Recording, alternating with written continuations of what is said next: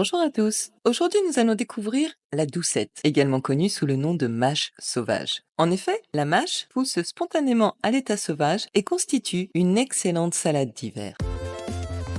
La doucette, Valerianella locusta, est une plante herbacée annuelle de la famille des Caprifoliacées, anciennement classée parmi les Valerianacées. Elle est originaire d'Europe où elle pousse dans les régions tempérées. La mâche sauvage préfère les terrains légèrement sablonneux, riches en azote et se trouve souvent dans les prairies, les champs abandonnés ou en bordure de forêt. Elle tolère assez bien le froid, ce qui en fait une des premières salades disponibles dès la fin de l'hiver et le début du printemps. Les feuilles de la doucette sauvage sont oblongues, spatulées et disposées en rosette basale. Elles sont vert clair, lisses et tendres, avec un goût légèrement sucré et de noisettes. Ces fleurs sont petites, de couleur blanche à bleu pâle, regroupées en inflorescences terminales, elles apparaissent au printemps. Sa tige est fine, dressée et ramifiée, mesurant généralement entre 10 et 30 cm de hauteur. La plante possède un système racinaire fibreux et superficiel. La mâche sauvage peut se cultiver facilement en automne et jusqu'au début du printemps. Elle préfère un climat frais et supporte assez bien le froid, et les semis peuvent être faits directement en pleine terre, dans un sol bien drainé. Elle pousse lentement, mais elle n'a pas besoin de beaucoup d'entretien.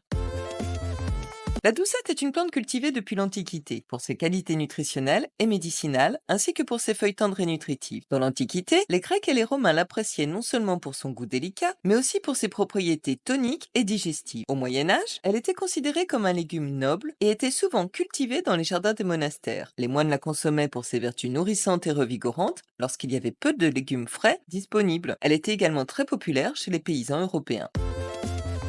La doucette est particulièrement intéressante sur le plan nutritionnel. Elle est riche en vitamine A, en vitamine C, vitamine E, bêta-carotène et vitamine B6 et B9. Au niveau des minéraux, la doucette contient du fer, du magnésium, du potassium et du calcium. Elle apporte également des oméga 3 sous forme d'acide alpha-linolénique, ce qui est assez rare pour une plante. Enfin, elle est faible en calories. À côté de ça, la doucette a également des propriétés médicinales. Elle renforce le système immunitaire grâce à sa teneur élevée en vitamines et en antioxydants. Elle contribue à renforcer les défenses naturelles de l'organisme. La doucette améliore la santé cardiovasculaire grâce aux acides gras oméga 3 qu'elle contient en maintenant un bon équilibre lipidique. La doucette a des propriétés anti-inflammatoires. Elle peut aider à soulager les inflammations et les douleurs articulaires. La doucette est antioxydante du fait de sa teneur élevée en vitamine C et E. Elle aide à protéger les cellules contre les dommages oxydatifs. La doucette est digestive. Elle est facile à digérer et peut aider à stimuler l'appétit. Ses fibres douces contribuent à une bonne digestion et à la régularité intestinale. Enfin, la doucette est relaxante. Elle contient des substances légèrement sédatives, probablement dues à sa parenté avec la valériane, et elle était traditionnellement utilisée pour calmer les nerfs et favoriser le sommeil. La doucette se consomme principalement crue en salade. Et personnellement, je trouve dommage de la faire cuire car on y perd des vitamines essentielles et en plus, elle se marie très bien avec d'autres crudités, des noix, de la feta. Cela dit, on peut l'utiliser en soupe et en potage et même en jus de légumes. On peut aussi confectionner un pesto en remplaçant le basilic traditionnel par de la doucette et ça donnera un pesto original et savoureux, excellent en tartine ou avec des pâtes. La doucette sauvage peut être récoltée essentiellement en fin d'hiver et au printemps. Les jeunes feuilles doivent être cueillies avant que la plante ne commence à fleurir parce que, en effet, dès que les fleurs apparaissent, les feuilles s'atrophient et il devient fastidieux de la récolter et de la consommer, bien que l'intégralité de la plante reste comestible. Une fois qu'elle sera cueillie, il faudra bien la laver pour la consommer et généralement au moins 3 rinçages seront nécessaires. Elle peut éventuellement se conserver quelques jours au réfrigérateur, nettoyée, essorée et conservée dans un saladier recouvert de film étirable. Par contre, la doucette ne se consomme pas en infusion et ne s'intègre pas dans des remèdes médicinaux. Il est donc inutile de la faire sécher pour la conserver.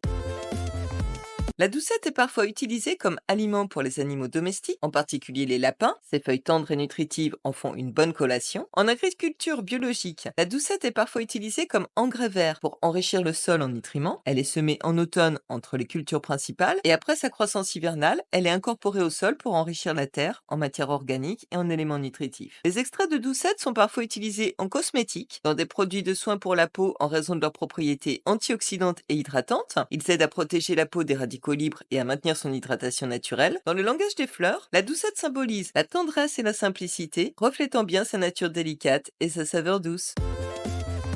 Bref, La doucette mérite bien son nom. Entre sa couleur vert tendre et son goût fin et doux, elle reste LA salade de la fin de l'hiver. Personnellement, je la trouve bien meilleure que la mâche que l'on cultive. Ses feuilles sont plus tendres et plus savoureuses. Et quand on y est habitué, on attend janvier avec hâte pour la voir pointer le bout de son nez. Je peux vous assurer que j'en ai converti plus d'un autour de moi. De plus, la ciboulette sauvage pousse à peu près au même moment et le mariage des deux en salade est un vrai cadeau gustatif de la nature. Alors n'hésitez plus, partez à sa découverte et elle fera à vous aussi votre conquête. À bientôt!